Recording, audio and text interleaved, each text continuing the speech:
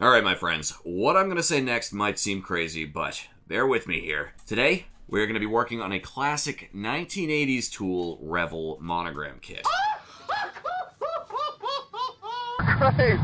Yes, this is the 98 F-14D Super Tomcat reboxing of their original 1981 bird, with some new parts thrown in.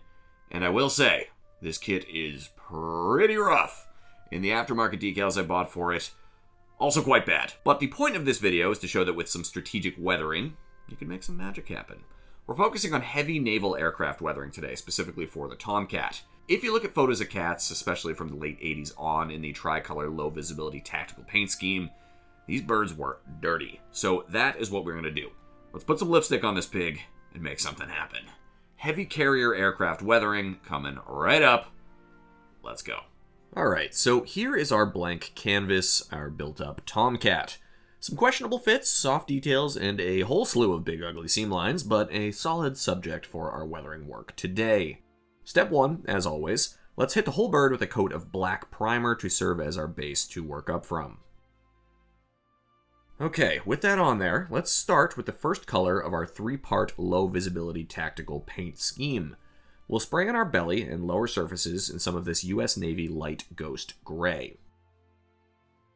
With that on there, our second color is going to be US medium gray, and we're going to spray this all over the sides and top of the aircraft. With colors 1 and 2 applied, we now need to spray on a coat of gloss varnish to protect these initial layers. This is the deepest we want to see, so to speak, after all of our weathering work is complete. Once that gloss varnish cures, we're going to move on to a coat of hairspray. We're going to be doing some chipping in a bit, ladies and gents. If you need a little refresher on the hairspray chipping method, I've got a full tutorial on the subject that I will link to right here. Okay, once our hairspray has dried, we're going to add the third and final piece of our tactical paint scheme, some US Navy dark ghost gray. You can see here I've masked off the forward section of the fuselage as well as the vertical stabilizers. We want to keep those in our medium gray.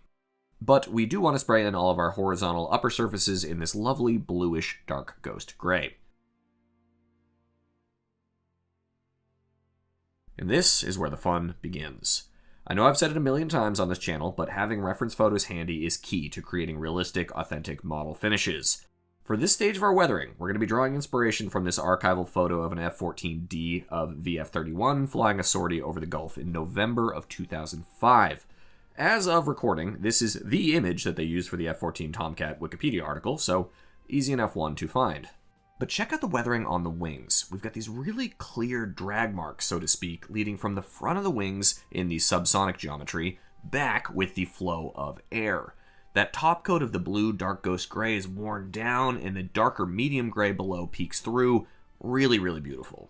So to achieve this, we're going to take a stiff bristled brush with some tap water and reactivate that hairspray layer.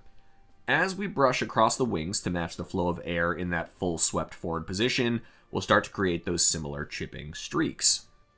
Now I will say, one of the bummers with this old kit is the variable sweep wing airbags aren't replicated, so there's a big old gap in the build if you keep the wings swept forward.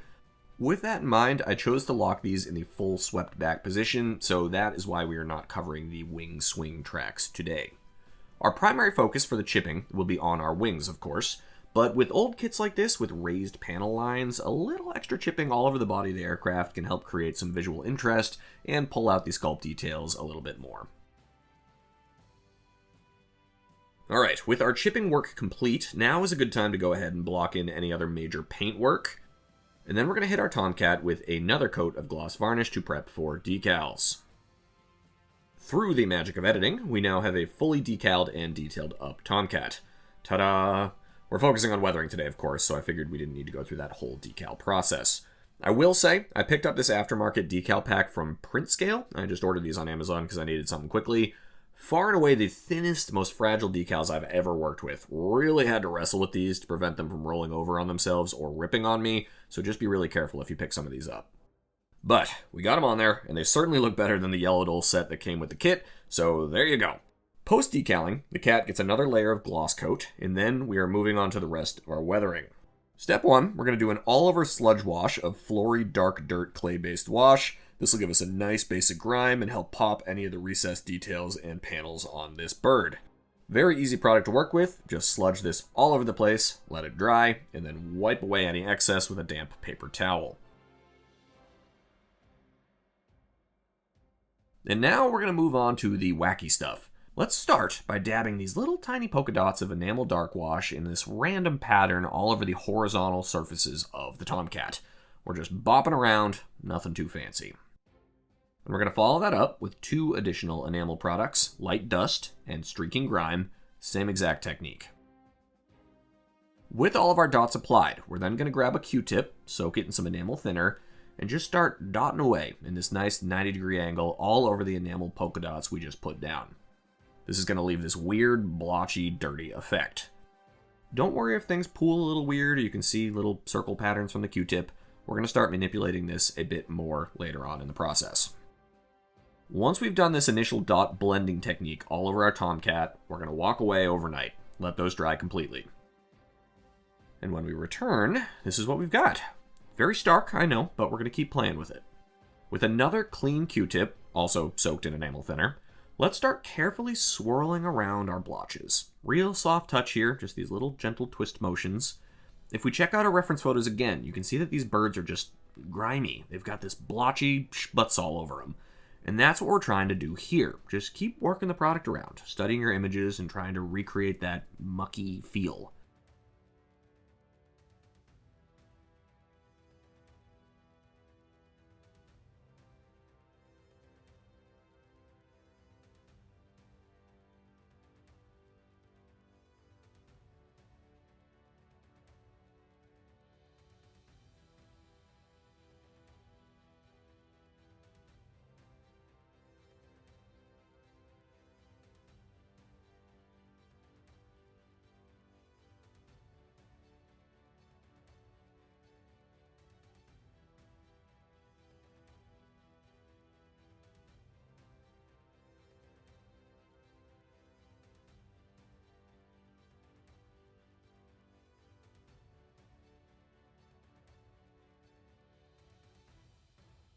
And we can't forget about the sides of our fuselage as well.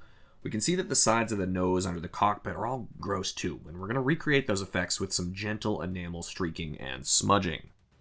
Using a nice fine tip brush, we can make a few dots of enamel dark wash and just drag those down with a fan brush to create some accumulated streaking.